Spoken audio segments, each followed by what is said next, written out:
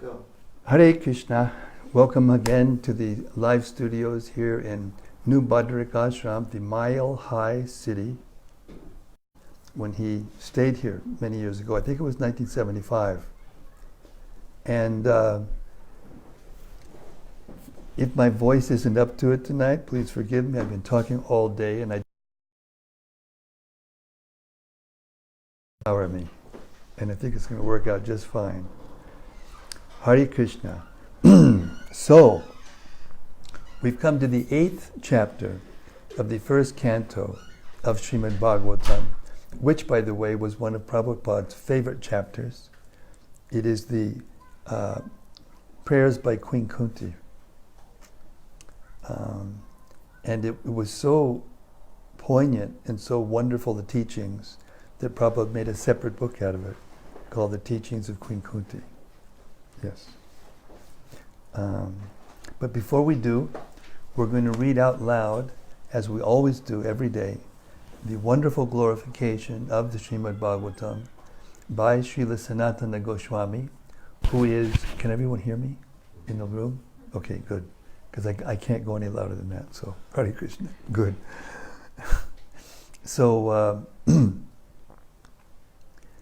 Sanatana Goswami was the senior disciple of Chaitanya Mahaprabhu himself, who was Krishna in the mood of Radharani and appeared here approximately 500 years ago. And Lord Chaitanya spent more time instructing Sanatana Goswami than any other person on the planet. And he was his senior disciple. So these are the prayers that he offered to the Srimad Bhagavatam. It goes like this, with a little help from my friends. Sarva Shastabdi Piyusha, Sarva Vidaika Satpala, Sarva Siddhanta Ratnadya, Sarva Lokaika Drikprada. O nectar from the ocean of all scriptures, singular fruit of all the Vedas, rich mine of the precious gems of all conclusive truths. You are the only giver of sight to all the worlds. Sarva Bhagavata Prana, Srimad Bhagavata Prabho, Kalidwan Dotitaditya, Sri Krishna Parivartita. O life air of all the Supreme Lord's devotees, O Master Srimad Bhagavatam, you are the sun risen in the darkness of Kali. You are the exact image of Sri Krishna. Paramananda Pataya, Prema Varshakshadayate, Sarvada Sarvasevyaya, Sri Krishnaya Namostume. I bow down to you, who are supremely blissful to read. Your every syllable pours down a flood of prema. You can always be served by everyone. You are Sri Krishna himself. Madeka Bando Matsangin, Madguru Man Mahadana, Man Nishtadaga Mad Bhagya, Mad Ananda Namostute. My only friend, my constant companion, my spiritual master, my great wealth, my savior, my good fortune, my source of ecstasy, I bow down to you. Asadu, sadhu tadayin, atini chochatakara, hanamunchagadachin mam, premnarit kantayospura. O bestower of saintliness to the unsaintly, O exalter of the most fallen, please never leave me. Always appear in my heart and my voice with pure love. Om Namo Bhagavate Vasudevaya. Om Namo Bhagavate Vasudevaya. Om Namo Bhagavate Vasudevaya. Okay, Srimad Bhagavatam, Canto 1, Chapter 8, Text 1. Prayers by Queen Kunti and Pariksit saved. Sutta Goswami said, thereafter, the Pandavas, desiring to deliver water to the dead relatives of who had desired it, went to the Ganges with Draupadi. The ladies walked in front. Purport. To date, it is the hidden custom in Hindu society to go to the Ganges or any other sacred river to take bath when death occurs in the family. Each of the family members pours out a pot full of the Ganges water for the departed soul and walks in a procession with the ladies in front. The Pandavas also followed the rules more than 5,000 years ago. Lord Krishna, being a cousin of the Pandavas, was also amongst the family members. Text 2. This is just after the Battle of Kurukshetra, which was the largest world war ever. 640 million people left their life. And they didn't have it in cities. They had it out in a field that was big enough to accommodate all those people. And not one civilian died. It was only able-bodied soldiers fighting for the sovereignty of the earth. And before the war broke out, every attempt was made at reconciliation, so there would not be a war. It was a last resort. And Krishna was here, the Supreme Personality of Godhead himself. And he tried, couldn't stop it, so he arranged all of these belligerent people to come together. You know, like all the belligerent politicians we have on this planet right now. We need a good cleanse like that right now. Unfortunately, if it were to happen now, half the civilians would be wiped out also, and that would be extremely sinful. Having lamented over them and sufficiently offered Ganges water, they bathed in the Ganges, whose water is sanctified due to being mixed with the dust of the lotus feet of the Lord. Text 3. There sat the king of the Kurus, Maharaj Yudhishthir, along with his younger brothers, and Dhritarashtra, Gandhari, Kunti, and Draupadi, all overwhelmed with grief. Lord Krishna was also there. Purport. The Battle of Kurukshetra was fought between family members, and thus all affected persons were also family members, like Maharaj Yudhishthir and brothers, Kunti, Draupadi, Subhadra, Dhritarashtra, Gandhari, and her daughters-in-law, and so on. All the principal dead bodies were in some way or another related with each other. And therefore the family grief was combined. Lord Krishna was also one of them as a cousin of the Pandavas and nephew of Kunti, as well as brother of Subhadra, and so on. The Lord therefore was equally sympathetic toward all of them, and therefore he began to pacify them befittingly. Purport. Text 4. Citing the stringent laws of the Almighty and their reactions upon living beings, Lord Sri Krishna and the Munis began to pacify those who were shocked and affected. Purport. The stringent laws of nature, under the order of the Supreme Personality of Godhead, cannot be altered by any living entity. The living entities are eternally under the subjugation of the Almighty Lord. The Lord makes all the laws and orders, and these laws and orders are generally called dharma, or religion. No one can create any religious formula. Bona fide religion is to abide by the orders of the Lord. The Lord's orders are clearly declared in the Bhagavad Gita. Everyone should follow him only, or his orders, and that will make all happy, both materially and spiritually. As long as we are in the material world, our duty is to follow the orders of the Lord, and if, by the grace of the Lord, we are liberated from the clutches of the material world, then in our liberated stage, also we can render transcendental loving service unto the Lord. In our material stage, we can see neither ourselves nor the Lord for want of spiritual vision. But when we are liberated from material affection and are situated in our original spiritual form, we can see both ourselves and the Lord face to face. Mukti means to be reinstated in one's original spiritual status after giving up the material conception of life. Therefore, human life is specifically meant for qualifying ourselves for this spiritual liberty. Unfortunately, under the influence of illusory material energy, we accept this spot life of only a few years as our permanent existence, and thus become illusioned by possessing so-called country, home, land, children, wife, community, wealth, and so on, which are all false representations created by Maya, illusion. And under the dictation of Maya, we fight with one another to protect these false possessions.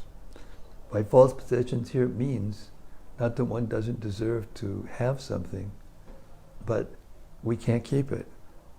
No matter how long we can keep it, we die. The face of the countryside changes, and therefore it's temporary. When the word is used repeatedly, illusory, it means it's temporary. Not that it's not real, not that we aren't real, and not that these relationships aren't real, but they're temporary. And therefore they're real, but at the same time, illusory. By cultivating spiritual knowledge, we can realize that we have nothing to do with all this material paraphernalia. Then at once we become free from material attachment. This clearance of the misgivings of material existence at once takes place by association with the Lord's devotees, who are able to inject the transcendental sound into the depths of the bewildered heart, and thus make one practically liberated from all lamentation and illusion.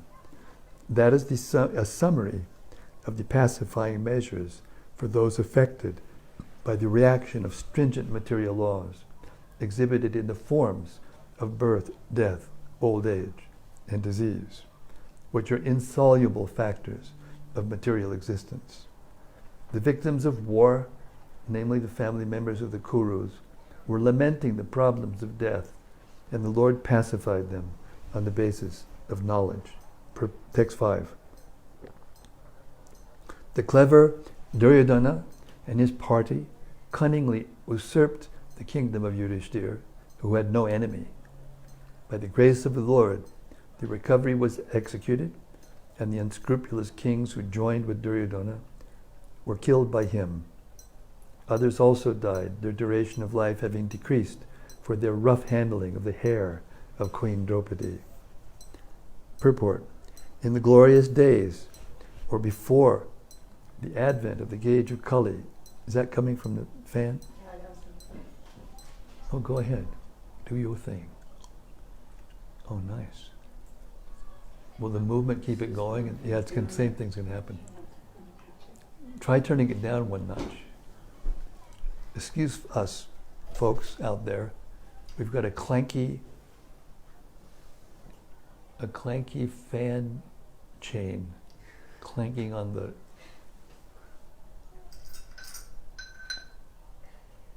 brilliant. I know somebody would give you spiritual intelligence. Okay, that's good. Maybe not.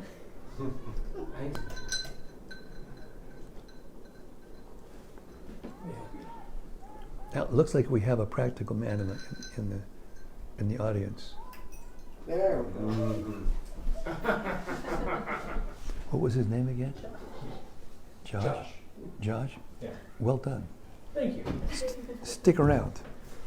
We need more practical personalities around here. Thanks again. Okay. This verse is very poignant. The clever Duryodhana and his party cunningly usurped the kingdom of Yudhishthira, who had no enemy. When it says had no enemy, I mean he wasn't the enemy of anyone. But people were enemies of him because they were envious of him and they wanted the kingdom. And he was the natural heir, and they stole it from him. By the grace of the Lord, the recovery was executed, and the unscrupulous kings who joined with Duryodhana were killed by him. Others also died, their duration of life having decreased for their rough handling of the hair of Queen Draupadi. There's a whole story behind that. Draupadi was Yudhishthira's queen, and there was a kind of game of chance that went on, and there were all kinds of things bet in that. You know, like Las Vegas gambling. This was a different level of it. And Draupadi at one point was put up as the, what do they call it? The wager. And they lost her. And these rascals, they tried to strip her naked in front of this assembly of all the big kings in the Kuru dynasty. And Krishna never forgot it, because she was pure devotee of Krishna. She was just a poor lady, and she was trying to hold on to her sari, and two big, burly Kshatriya men were trying to disrobe her. And Krishna, then at one point she realized, this isn't going to work. I can't stop this. She put her hands in the air, and she just said, "Oh Govinda." And Krishna, who was all-powerful and can do anything, he became the sari, the length of sari. And they kept trying to unwrap her, and they couldn't. And finally they laid down on the ground, exhausted. So he saved her dignity, her chastity, but at the same time he didn't forget all these guys. This is part of what happened. It's part of the reason. Purport, which means the moral is, don't offend a woman. In the glorious days, or before the advent of the age of Kali, the Brahmanas, the cows, the women, the children, and the old men were properly given protection. 1. The protection of the Brahmanas maintains the institution of Varna and Ashrama, the most scientific culture for attainment of spiritual life. 2. The protection of cows maintains the most miraculous form of food, that is milk, for maintaining the finer tissues of the brain, for understanding higher aims of life. 3. The protection of women maintains the chastity of society, by which we get a good generation for peace, tranquility, and progress of life. 4. The protection of children gives the human form of life its best chance to prepare the way of liberty from material bondage. Such protection of children begins from the very day of begetting a child, by the purificatory process of Garbhadana, Sanskara, the beginning of pure life. 5. The protection of the old men gives them a chance to prepare themselves for a better life after death. This complete outlook is based on factors leading to successful humanity, as against the civilization of polished cats and dogs. The killing of the above-mentioned innocent creatures is totally forbidden, because even by insulting them, one loses one's duration of life. In the age of Kali, they are not properly protected, and therefore the duration of life of the present generation has shortened considerably. In the Bhagavad Gita, it is stated, when the women become unchaste for want of proper protection and care, there are unwanted children called Varna Sankara. To insult the chaste woman means to bring about disaster in the duration of life. Dushasana, a brother of Duryodhana, insulted Draupadi, an ideal chaste lady, and therefore the miscreants died untimely. These are some of the stringent laws of the Lord mentioned above. And now we have, what is the name of the movement? The Me Too movement? As all of these big so-called powerful men in politics and sports and entertainment and et cetera, even university level people, they're all being exposed for abuse. Text 6. Lord Sri Krishna caused 3 well-performed Ashwamedha Yagyas, horse sacrifices, to be conducted by Maharaj Yudhishthira, and thus caused his virtuous fame to be glorified in all directions, like that of Indra, who had performed 100 such sacrifices. Purport. This is something like the preface to the performances of the Ashwamedha Yagya by Maharaj Yudhishthira. The comparison of Maharaj Yudhishthira to the King of Heaven is significant, the king of heaven is thousands and thousands of times greater than Maharaj Yudhishthira in opulence. Yet the fame of Maharaj Yudhishthira was not less. The reason is that Maharaj Yudhishthira was a pure devotee of the Lord, and by his grace only was King Yudhishthira on the level of the king of heaven, even though he performed only 3 yagyas, whereas the king of heaven performed hundreds. That is the prerogative of the devotee of the Lord. The Lord is equal to everyone, but a devotee of the Lord is more glorified because he is always in touch with the All-Great. The sun rays are equally distributed, but still there are some places which are always dark. This is not due to the sun, but to the receptive power. Similarly, those who are percent devotees of the Lord get the full-fledged mercy of the Lord, which is always equally distributed everywhere. Text 7. Lord Sri Krishna then prepared for his departure. He invited the sons of Pandu, after having been worshipped by the Brahmanas, headed by Srila Vyasadeva. The Lord also reciprocated greetings. Purport. Apparently, Lord Sri Krishna was a Kshatriya and was not worshipable by the Brahmanas.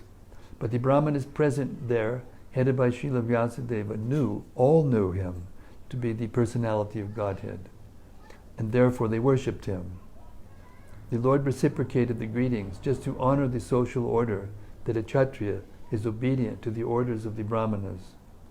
Although Lord Sri Krishna was always offered the respects due to the Supreme Lord from all responsible quarters, the Lord never deviated from the customary usages between the 4 orders of society. The Lord purposely observed all these social customs so that others would follow him in the future. Text 8. As soon as he seated himself on the chariot to start for Dwaraka, he saw Uttara hurrying toward him in fear. Purport. All the members of the family of the Pandavas were completely dependent on the protection of the Lord, and therefore the Lord protected all of them in all circumstances. The Lord protects everyone, but one who depends completely upon him is especially looked after by the Lord. The father is more attentive to the little son who is exclusively dependent on the father. Text 9. Uttara said, O Lord of Lords, Lord of the universe, you are the greatest of mystics. Please protect me. Protect me, for there is no one else who can save me from the clutches of death in this world of duality. Purport. This material world is the world of duality, in contrast with the oneness of the absolute realm. The world of duality is composed of matter and spirit, whereas the absolute world is complete spirit, without any tinge of the material qualities. In the dual world, everyone is falsely trying to become the master of the world, whereas in the absolute world, the Lord is the absolute Lord, and all others are his absolute servitors. In the world of duality, everyone is envious of all others, and death is inevitable due to the dual existence of matter and spirit. The Lord is the only shelter of fearlessness for the surrendered soul. One cannot save himself from the cruel hands of death in the material world without having surrendered himself at the lotus feet of the Lord. Do you have to go soon? 10 minutes? Anyway, don't leave without me saying goodbye and making sure and inviting you back. Hare Krishna. Text 10. O my Lord, you are all powerful. A fiery iron arrow is coming towards me fast. My Lord, let it burn me personally if you so desire, but please do not let it burn and abort my embryo. Please do me this favor, my Lord. Purport. This incident took place after the death of Abhimanyu, the husband of Uttara. Abhimanyu's widow, Uttara, should have followed the path of her husband, but because she was pregnant and Maharaj Pariksit, a great devotee of the Lord, was lying in embryo, she was responsible for his protection. The mother of a child has a great responsibility in giving all protection to the child. Therefore, Uttara was not ashamed to express this frankly before Lord Krishna. Uttara was the daughter of a great king, the wife of a great hero, and student of a great devotee. And later she was the mother of a good king also. She was fortunate in all respects. Text 11. Sutta Goswami said, having patiently heard her words, Lord Sri Krishna, who was always very affectionate to his devotees, could at once understand that Ashwatthama, the son of Dronacharya, had thrown the Brahmastra to finish the last life in the Pandava family. Purport. The Lord is impartial in every respect, but still he is inclined toward his devotees because there is a great necessity of this for everyone's well-being. The Pandava family was a family of devotees, and therefore the Lord wanted them to rule the world. That was the reason he vanquished the rule of the company of Duryodhana and established the rule of Maharaja Yudhishthira. Therefore he also wanted to protect Maharaj Pariksit, who was lying in embryo. He did not like the idea that the world should be without the Pandavas, the ideal family of devotees. 12. O foremost among the great thinkers, Munis, Shaunaka, seeing the glaring Brahmastra proceeding towards them, the Pandavas took up their 5 respective weapons. Purport. The Brahmastras are finer than the nuclear weapons. Ashwatthama discharged the Brahmastra simply to kill the Pandavas, namely the 5 brothers, headed by Maharaj Yudhishthira and their only grandson, who was lying within the womb of Uttara. Therefore the Brahmastra, more effective and finer than the atomic weapons, was not as blind as the atomic bombs. When the atomic bombs are discharged, they do not discriminate between the target and others. Mainly the atomic bombs do harm to the innocent because there is no control. The Brahmastra is not like that. It marks out the target and proceeds accordingly without harming the innocent. Text 13. The Almighty Personality of Godhead, Sri Krishna, having observed that a great danger was befalling his unalloyed devotees, who were fully surrendered souls, at once took up his Sudarshan Chakra to protect them. Purport. The Brahmastra, the supreme weapon released by Ashwatthama, was something similar to the nuclear weapon, but with more radiation and heat.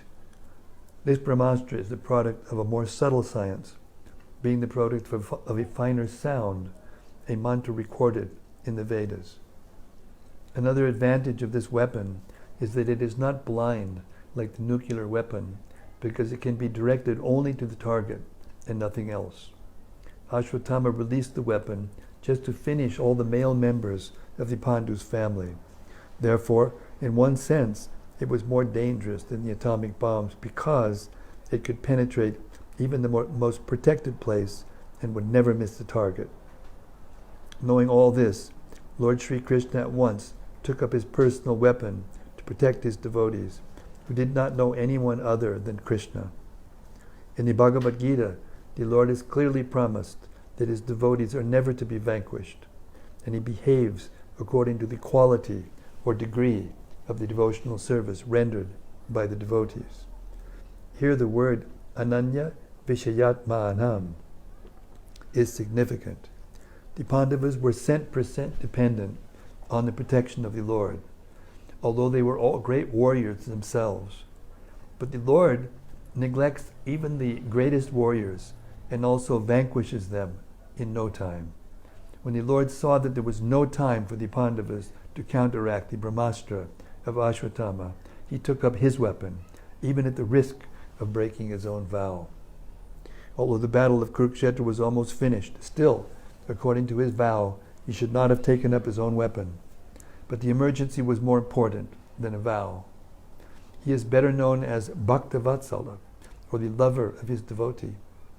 And thus he preferred to continue as Bhaktavatsala than to be a worldly moralist who never breaks his solemn vow. 14.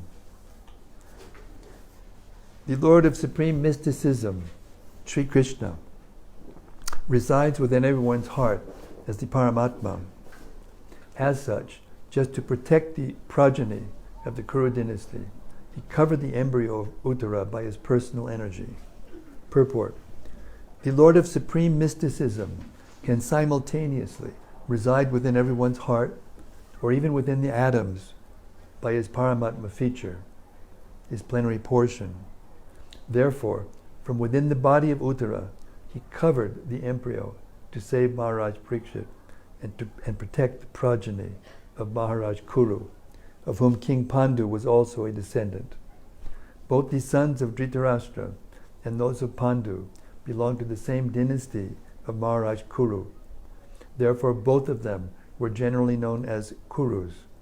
But when there were differences between the two families, the sons of Dhritarashtra were known as Kurus, whereas the sons of Pandu were known as Pandavas. Since the sons and grandsons of Dhritarashtra were all killed in the battle of Kurukshetra, the last son of the dynasty is designated as the son of the Kurus. Thank you, Josh. Thank you. For being here and for fixing that clamor.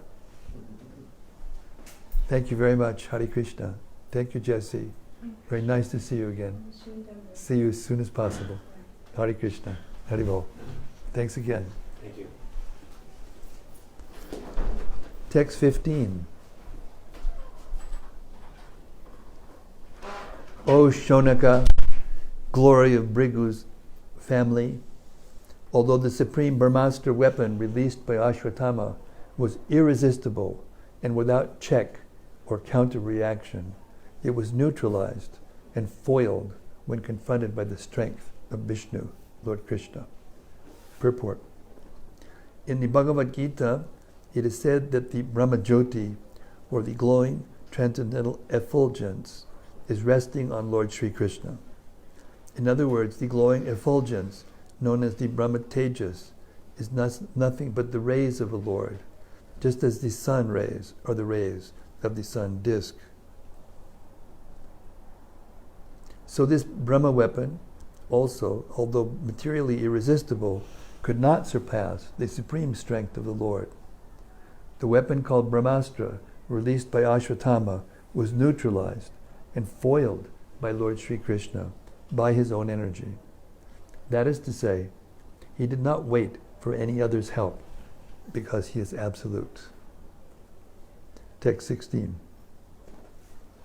O Brahmanas, do not think this to be especially wonderful in the activities of the mysterious and infallible personality of Godhead. By his own transcendental energy, he creates, maintains, and annihilates all material things, although he himself is unborn. Purport. The activities of the Lord are always inconceivable to the tiny brain of the living entities. Nothing is impossible for the Supreme Lord, but all his actions are wonderful for us, and thus he is always beyond the range of our conceivable limits. The Lord is the all-powerful, all-perfect personality of Godhead. The Lord is 100% perfect, whereas others, namely Narayana, Brahma, Shiva, the demigods, and all other living beings, possess only different percentages of such perfection. No one is equal to or greater than him. He is unrivaled. Text 17. Thus saved from the radiation of the Brahmastra, Kunti, the chaste devotee of the Lord, and her 5 sons and Draupadi, addressed Lord Krishna as he started for home. Purport. Kunti is described herein as sati, or chaste, due to her unalloyed devotion to Lord Sri Krishna. Her mind will now be expressed in the following prayers for Lord Krishna. A chaste devotee of the Lord does not look to others, namely any other living being or demigod, even for deliverance from danger. That was all along the characteristic of the whole family of the Pandavas. They knew nothing except Krishna, and therefore the Lord was also always ready to help them in all respects and in all circumstances. That is the transcendental nature of the Lord. He reciprocates the dependence of the devotee. One should not, therefore, look for help from imperfect living beings or demigods, but one should look for all help from Lord Krishna, who is competent to save his devotees. Such a chaste devotee also never asks the Lord for help, but the Lord, out of his own accord, is always anxious to render it. Text 18. Srimati Kunti said, O Krishna, I offer my obeisances unto you because you are the original personality and are unaffected by the qualities of the material world. You are existing both within and without everything, yet you are invisible to all. Purport. Srimati Kunti Devi was quite aware that Krishna is the original personality of Godhead, although he was playing the part of her nephew. Such an enlightened lady could not commit a mistake by offering obeisances unto her nephew. Therefore, she addressed him as the original Purusha beyond the material cosmos. Although all living entities are also transcendental, they are neither original nor infallible. The living entities are apt to fall down under the clutches of material nature, but the Lord is never like that. In the Vedas, therefore, he is described as the chief among all living entities, Nityo Nityanam, Chaitanas Chaitananam, Kata Upanishad 2.2.13. Then again, he is addressed as Ishvara, or the controller. The living entities or the demigods like Indra, Chandra, and Surya are also to some extent Ishvara, but none of them is the supreme Ishvara, or the ultimate controller. He is the Parameshvara, or the Supersoul. He is both within and without.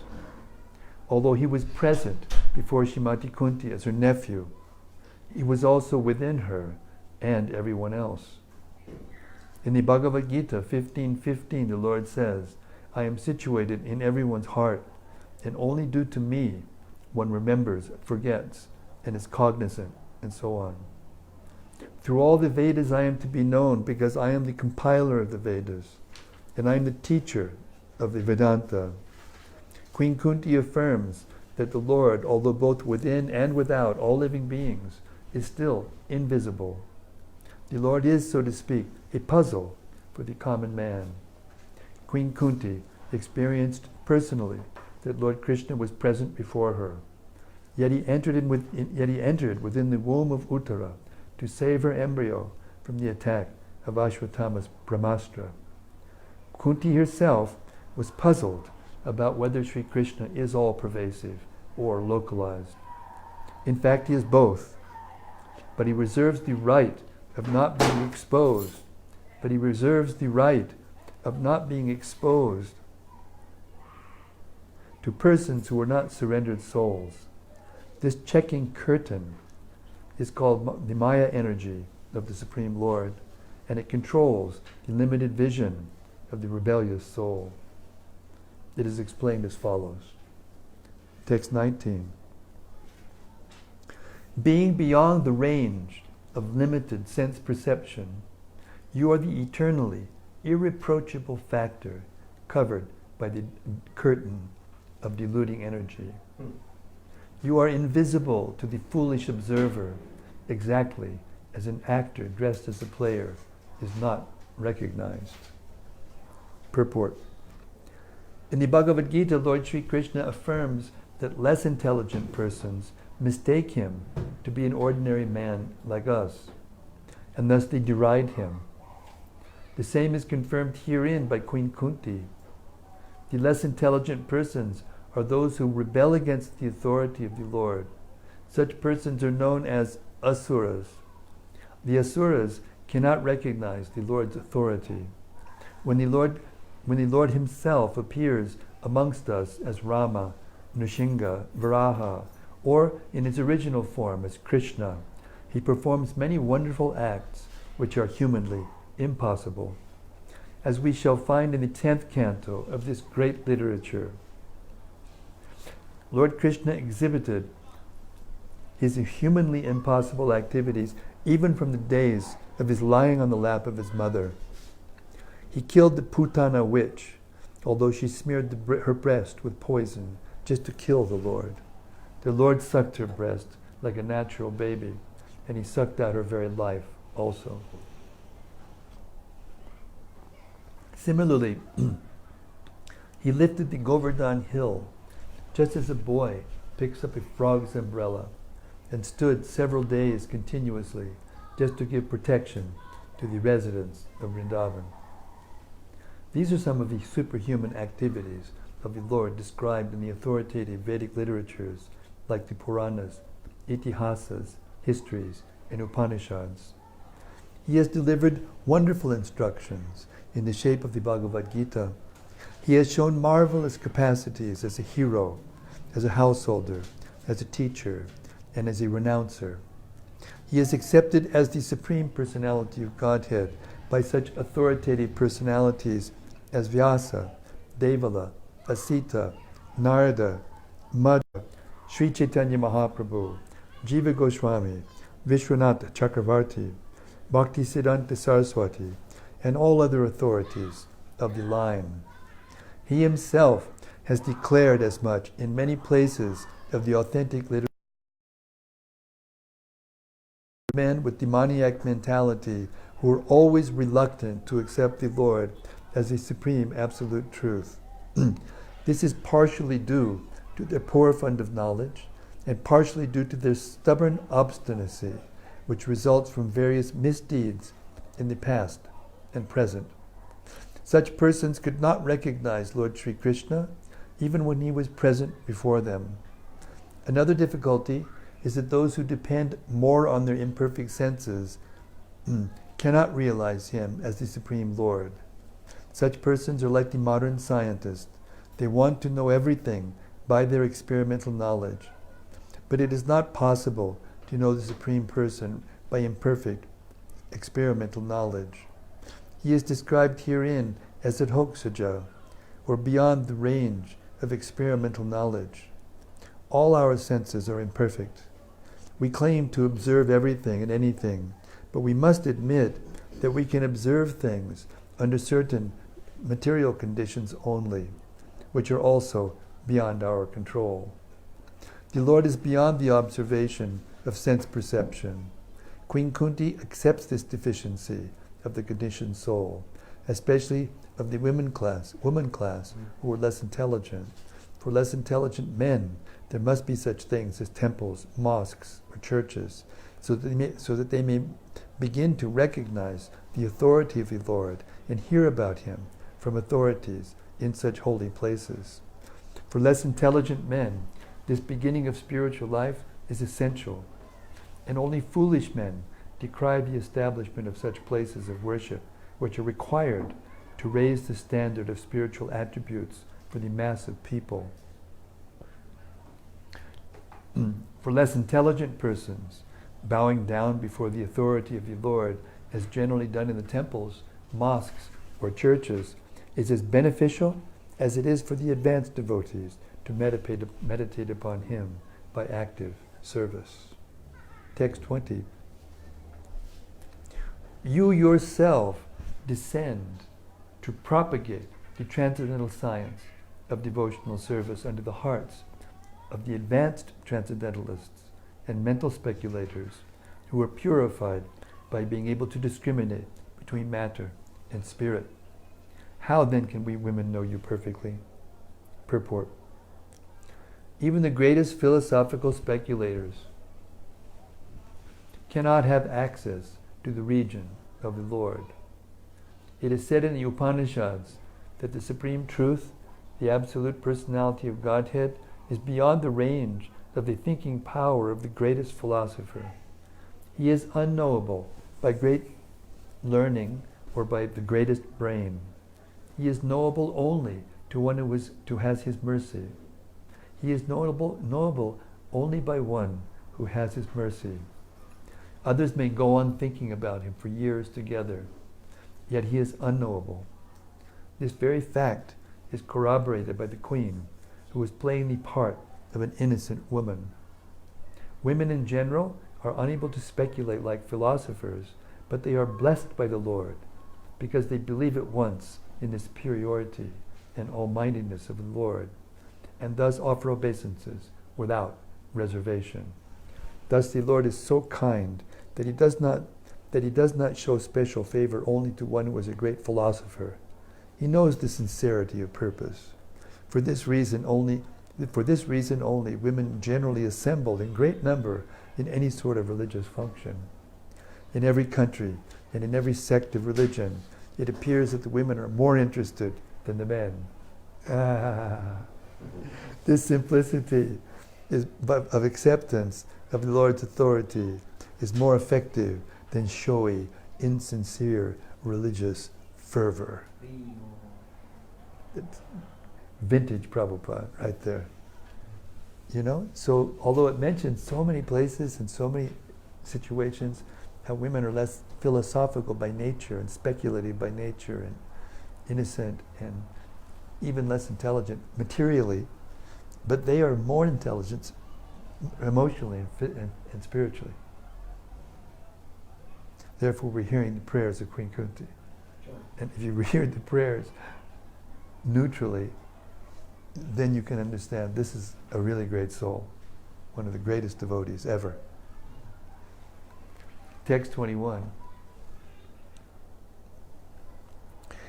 Let me therefore offer my respectful obeisances unto the Lord, who has become the son of Vasudeva, the pleasure of Devaki, the boy of Nanda, and the other cowherd men of Vrindavana, and the enlivener of the cows and the senses.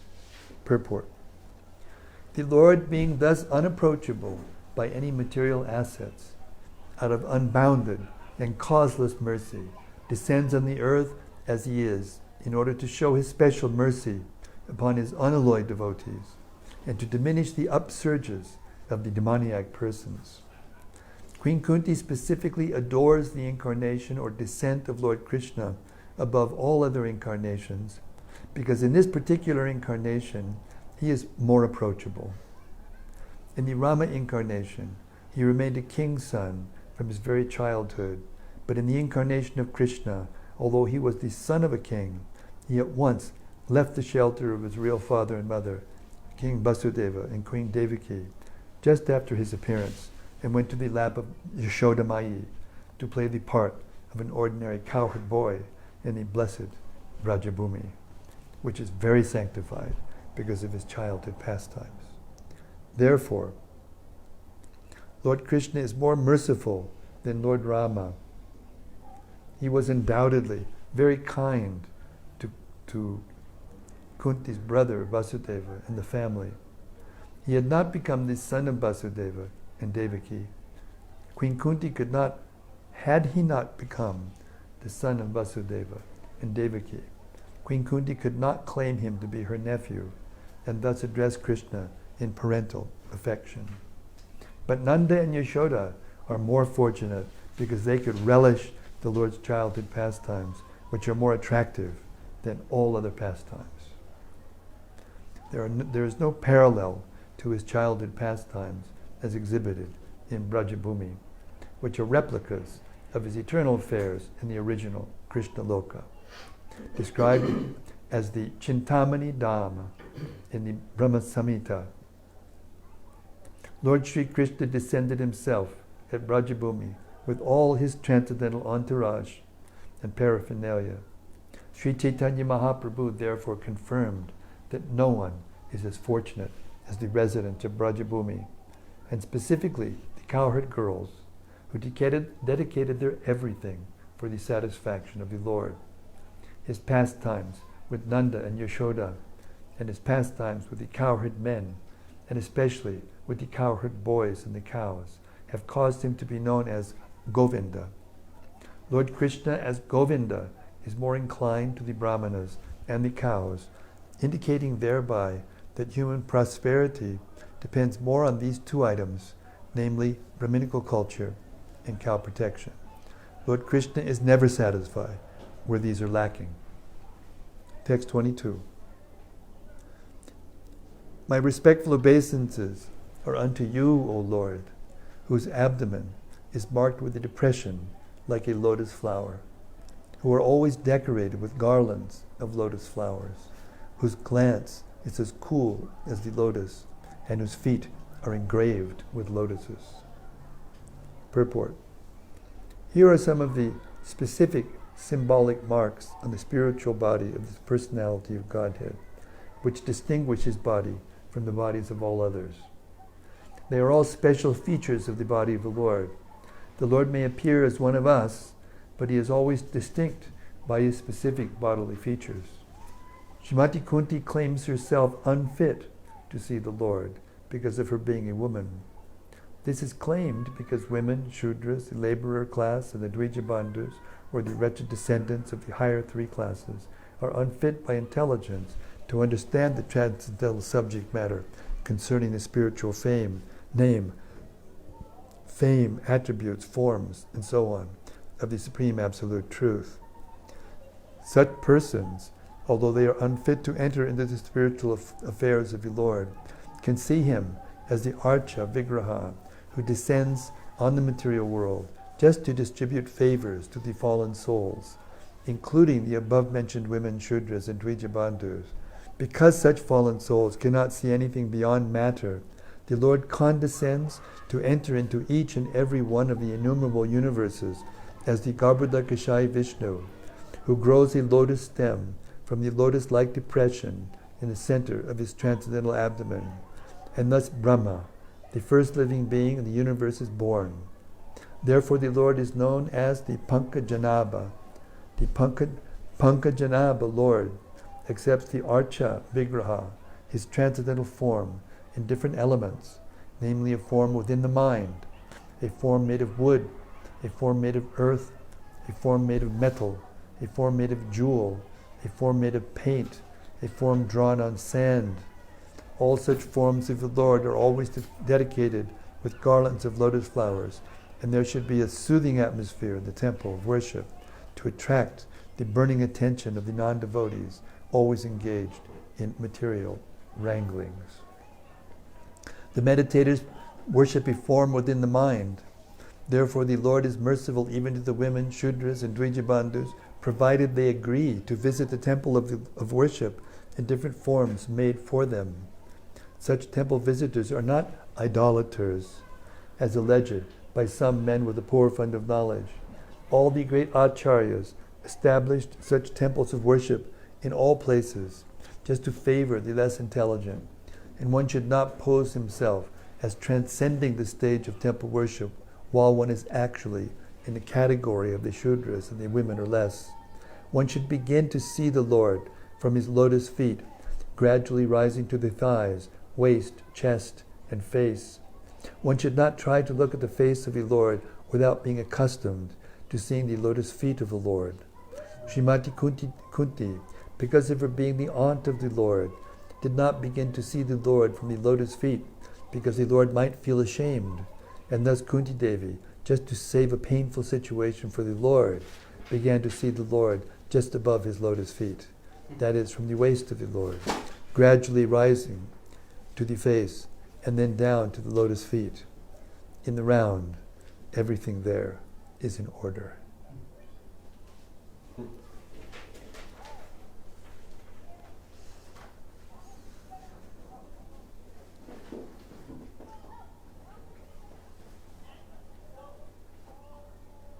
Text 23. O Rishikesha, master of the senses and Lord of lords, you have released your mother, Devaki, who was long imprisoned and distressed by the envious King Kamsa, and me and my children from a series of constant dangers. Purport. Devaki, the mother of Krishna and sister of King Kamsa, was put into prison along with her husband Vasudeva, because the envious king was afraid of being killed by Devaki's 8th son, Krishna. He killed all the sons of Devaki who were born before Krishna, but Krishna escaped the danger of child slaughter because he was transferred to the house of Nanda Maharaj, Lord Krishna's foster father. Kunti Devi, along with her children, was also saved from a series of dangers. But Kunti Devi was shown far more favor, because Lord Krishna did not save the other children of Devaki, whereas he saved the children of Kunti Devi. This was done because Devaki's husband, Vasudeva, was living, whereas Kunti Devi was a widow, and there was none to help her except Krishna. The conclusion is that Krishna endows more favor to a devotee who is in greater dangers. Hare Krishna. Sometimes he puts his pure devotees in such dangers because in that condition of helplessness, the devotee becomes more attached to the Lord. The more the attachment is there for the Lord, the more success is there for the devotee. Hare Krishna. Prabhupada ki jai. What beautiful purport. Text 24. My dear Krishna, your Lordship has protected us from a poisoned cake, from a great fire, from cannibals, from the vicious assembly, from sufferings due to our exile in the forest, and from the battle where great generals fought. And now you have saved us from the weapon of Ashwatthama. Purport. The list of dangerous encounters is submitted herein. Devaki was once put into difficulty by her envious brother, otherwise she was well. But Kunti Devi and her sons were put into one difficulty after another for years and years together. They were put into trouble by Duryodhana and his party due to the kingdom, and each and every time the sons of Kunti were saved by the Lord. Once Bhima was administered poison in a cake. Once they were put into the house made of shellac and set afire. And once Draupadi was dragged out and attempts were made to insult her by stripping her naked in the vicious assembly of the Kurus. The Lord saved Draupadi by supplying an unmeasurable length of cloth, and Duryodhana's party failed to see her naked. Similarly, when they were exiled in the forest, Bhima had to fight with the man-eater demon, Hidimba, Rakshasa, but the Lord saved him. So it was not finished there. After all these tribulations, there was the great battle of Kurukshetra, and Arjuna had to meet such great generals as Drona, Bhishma, and Karna, all powerful fighters. And at last, when everything was done away with, there was the Brahmastra, released by the son of Dronacharya, to kill the child within the womb of Uttara. And so the Lord saved the only surviving descendant of the Kurus, Maharaj Pariksit. Text 25. I wish that all those calamities would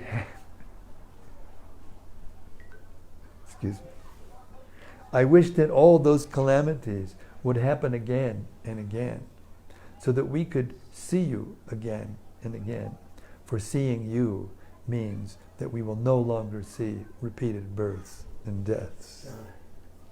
Purport. Generally, the distressed, the needy, the intelligent, and the inquisitive who have performed some pious activities worship or begin to worship the Lord.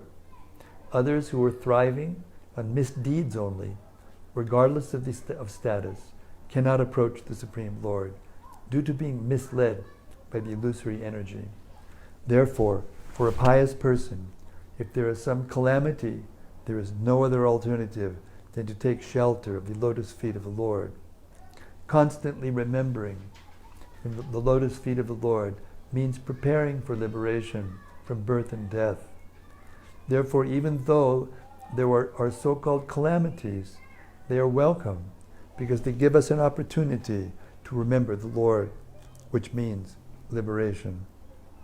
One who has taken shelter of the lotus feet of the Lord, which are accepted, as the most suitable boat for crossing the ocean of nations, can achieve liberation as easily as one leaps over the holes made by the hoofs of a calf.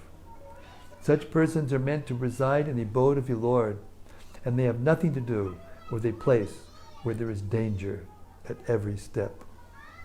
This material world is certified by the Lord in the Bhagavad Gita as a dangerous place full of calamities. Less intelligent persons prepare plans to adjust those calamities without knowing that the nature of this place is itself full of calamities. They have no information of the abode of the Lord, which is full of bliss and without trace of calamity. The duty of the sane person, therefore, is to be undisturbed by worldly calamities, which are sure to happen in all circumstances.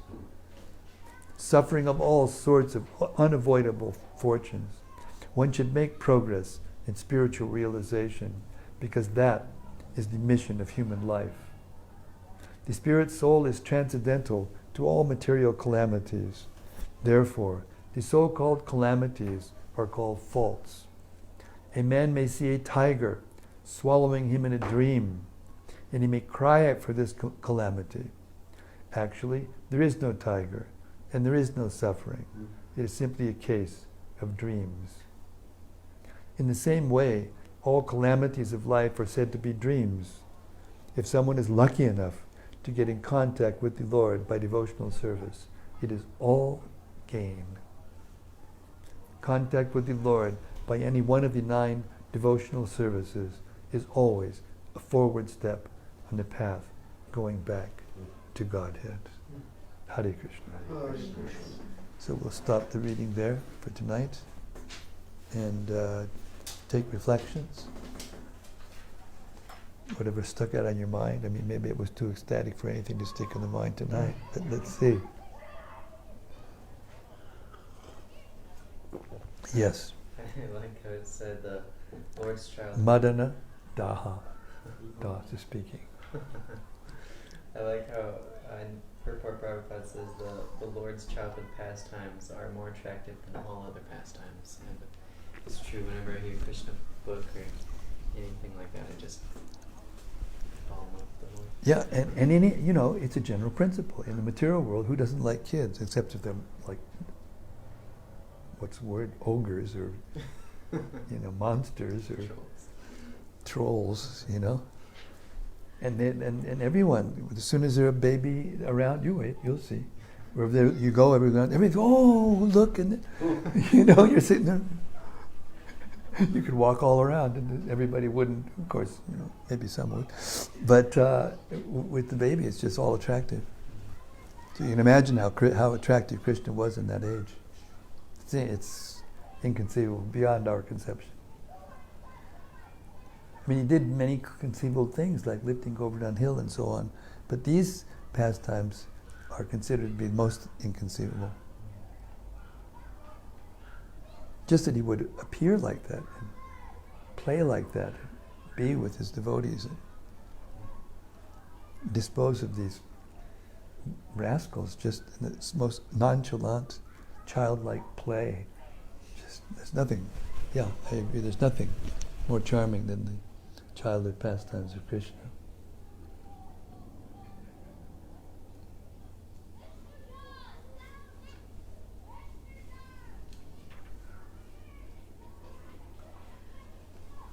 Well,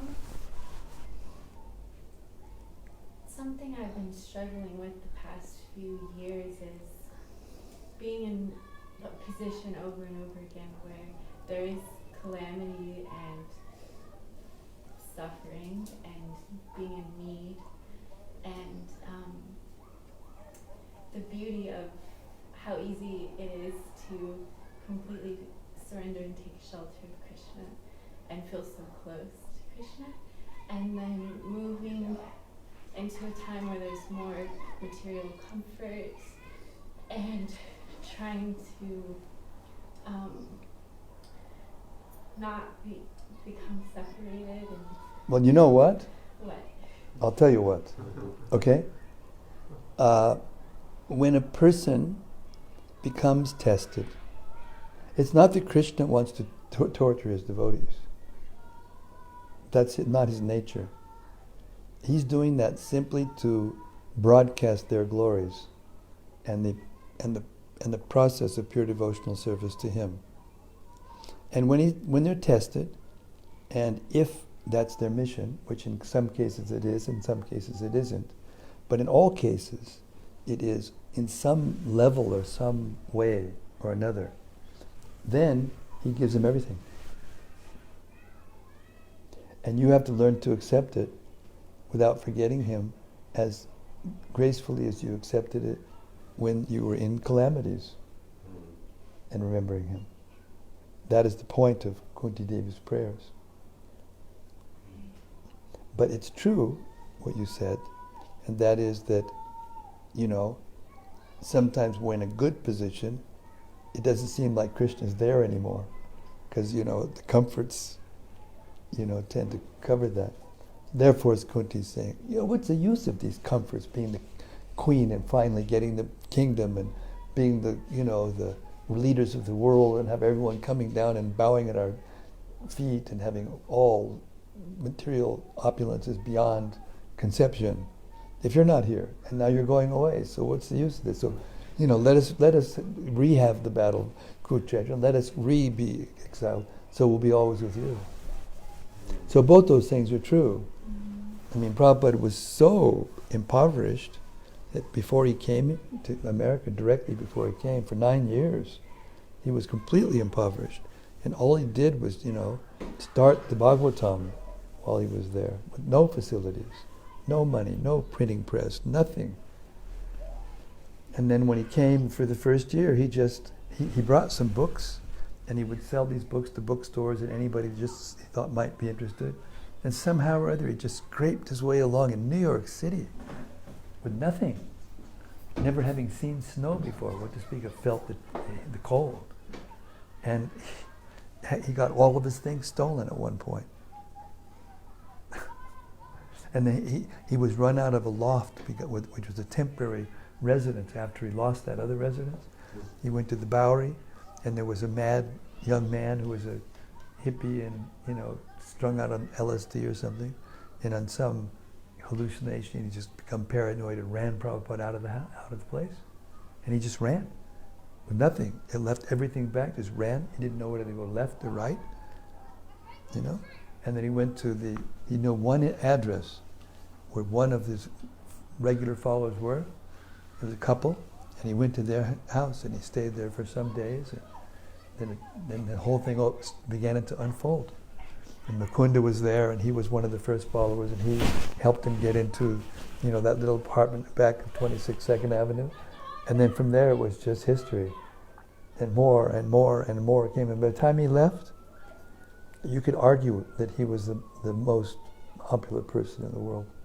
He could go to any airport in the world, and literally hundreds of people would be there, throwing flowers, chanting his names, glorifying to the top of their lungs, and they would put him in the best places they could find. And he was just oblivious to it all. Completely oblivious. He was just like a child. I can tell you truthfully, I once put sandalwood paste on Prabhupada's forehead in New York in 1976. And I did it, I tried so carefully to do it just right. I'd watched so many times, just here and then to here, and not covering the T-lock, and here to here. And it was made a little bit wet, so I had to make sure that nothing dripped down into the eye. And I did it as carefully as I could, and I kind of stepped back and looked. Prabhupada looked up at me, and his face almost changed into a 5-year-old.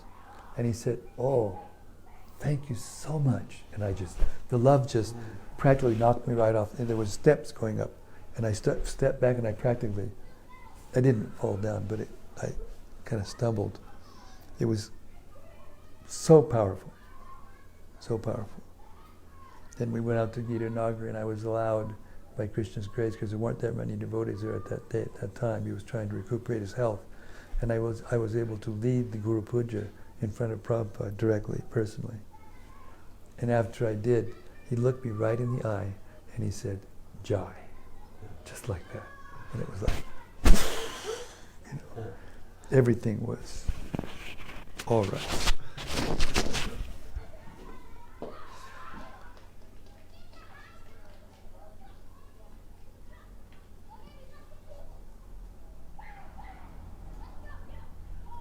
Don't worry, Krishna will arrange other calamities if you need them.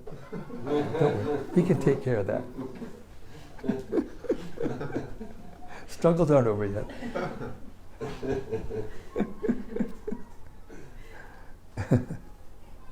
It is amazing though, after all that she suffered, Oh yeah. that she's saying, may we have these calamities again and again, Yeah. so that we get to see you again and again. Yes. Because when we see you, then we won't have to repeat the miseries of birth and death. And everyone knows, everyone who's a devotee knows that she's not going to put repeated birth and death anyway. Yes. But that's how a devotee thinks. Yeah. Yadurapma, the best of, servant of the best of Yadus. Like you were saying tonight, you were talking about how you had that moment in your extreme feverish state that you was completely released from all suffering. Yeah. I just had this thought when Sri Krishna Mahaprabhu brought up that she was going through all the suffering. What? I mean, it almost seems like she wasn't suffering just because of she was always thinking of Krishna. Queen Kunti. No, they were still going through the sufferings, but they didn't suffer. That was the whole point of my story. I was suffering like anything. But then when I just actually took shelter of him, when I was really in deep trouble, he just, okay, whew, don't worry about that. And he increased my faith, went, boom. And therefore I think I've been able to do it every day since then, without fail. Of course I was doing it without fail before that, but still, I get some extra juice, some extra empowerment, And now I can be able to share it with more people, so. Yeah, that was actually after I was here the last time. Anyway, I have been told that the sound of my voice and the way I'm reading is different than before that incident. Yes. I've been told. Say that. I've been told. So I'm very convinced that this is Krishna's blessing on me, and especially doing this audiobook that I'm doing now of the whole Bhagavatam. Imagine reading this whole thing all the way through 18 volumes without making a mistake. With a consistently, pleasant voice. So this is teaching me a lot, how to read and how to, so there you have it. You just got a ton of hearts. Really? Like about 40 of them just showed up. Must be Rati Banjari. She's always throwing me hearts. Hey Rati, that must have been you. Everybody's laughing at the hearts you just threw at me. We love your readings! Exclamation. Now a bunch more hearts. Yeah, hearts and thumbs ups. Yeah. Very nice. Okay, Hare Krishna. Well, despite the thumbs up and the hearts, I haven't stopped speaking all day today. It was like one person after another. And then I had this lovely devotees to speak to, really lovely devotees here now. I was really speaking my heart, how things have improved since I was here last in terms of the quality of the people who are coming and, everything. They were appreciating a lot. So now I have not very much time. I have to get ready to go, and tomorrow morning I'm leaving kind of early. So I will say adieu, bid the adieu, and all of you out in cyberspace, and you all, if you care to listen, on cyberspace, can see me tomorrow night in Houston, Texas, and continuing the prayers of Queen Kunti to Krishna. Srimad-Bhagavatam ki jai. Srila Prabhupada ki jai. Jai. Queen Kunti ki jai. Jai. Gaur Premanandi. Haribo. Samaveda Bhaktivinoda ki jai. No, just turn it off. Jai. Thank you.